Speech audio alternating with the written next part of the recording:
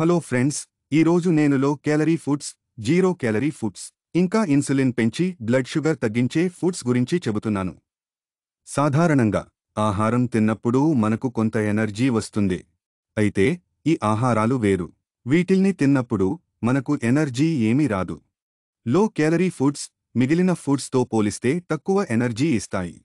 Cabbage, కాకరకాయ, అనపకాయ, బీరకాయ అనేవి తక్కువ క్యాలరీ కూరగాయలు.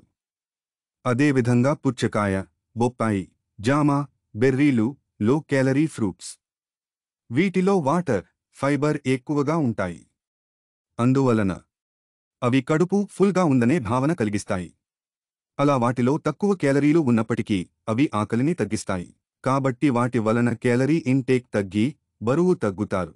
అంతేకాకుండా అవి హై క్యాలరీ ఫుడ్స్ ఎక్కువ తినకుండా ఆపుతాయి.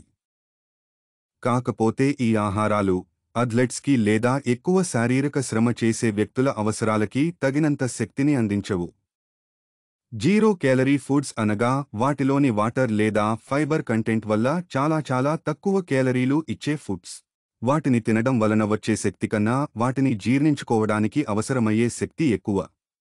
అందువల్ల వాటి నుంచి జీరో లేదా నెగటివ్ క్యాలరీస్ వస్తాయి. కాకపోతే ఇలాంటి ఫుడ్స్ చాలా తక్కువ. పాలకూర, బచ్చలి కూర, దోసకాయ, బ్రోకలీ, గుమ్మడికాయలు వంటి కూరగాయలు జీరో లేదా నెగటివ్ క్యాలరీ ఫుడ్స్. వీటిలో ఫైబర్ ఎక్కువగా ఉంటుంది.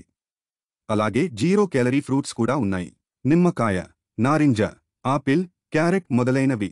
ఇటువంటి ఆహారాలు వెయిట్ మేనేజ్మెంట్కి, వెయిట్ లాస్కి ఉపయోగపడతాయి. వీటిల్ని తినడం వలన కడుపు ఫుల్గా ఉంటుంది. కానీ టోటల్గా తీసుకున్న క్యాలరీస్ తగ్గుతాయి. కానీ వాటిలో ప్రోటీన్ మరియు ఆరోగ్యకరమైన ఫ్యాట్స్ వంటి మాక్రోన్యూట్రియంట్స్ సరిపడా ఉండవు.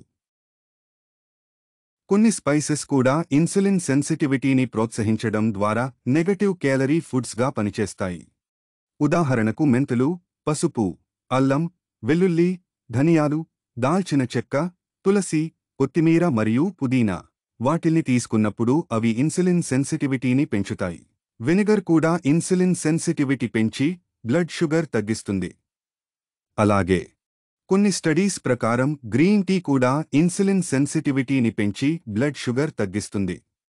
వంటల్లో ఎక్కువ క్యాలరీలను జోడించకుండా లిబరల్గా వీటిని ఉపయోగించవచ్చు. కానీ స్పైసెస్ ఎక్కువగా వాడితే డైజెషన్ ప్రాబ్లమ్స్ వస్తాయి. కేవలం నెగటివ్ క్యాలరీ ఫుడ్స్ మాత్రమే తీసుకోవడం వలన ఆరోగ్యం కోసం సరిపడా శక్తి లేదా పోషకాలు అందకపోవచ్చు. బరువు తగ్గడానికి నెగటివ్ క్యాలరీ ఫుడ్స్ ఉపయోగించడం గురించి పరిమితమైన ఆధారాలు మాత్రమే ఉన్నాయి. బరువు తగ్గాలంటే వ్యాయామం మరియు ఆహార నియమాలు పాటించడం రెండూ చేయాలి. ఒక్కటే విధానం పనికిరాదు. మన లక్ష్యం ఆరోగ్యంగా జీవించడం అయి ఉండాలి, కేవలం బరువు తగ్గడం కాదు.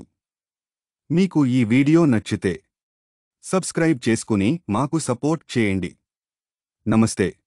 If you like this video, support us by subscribing our channel. Thank you. Namaste.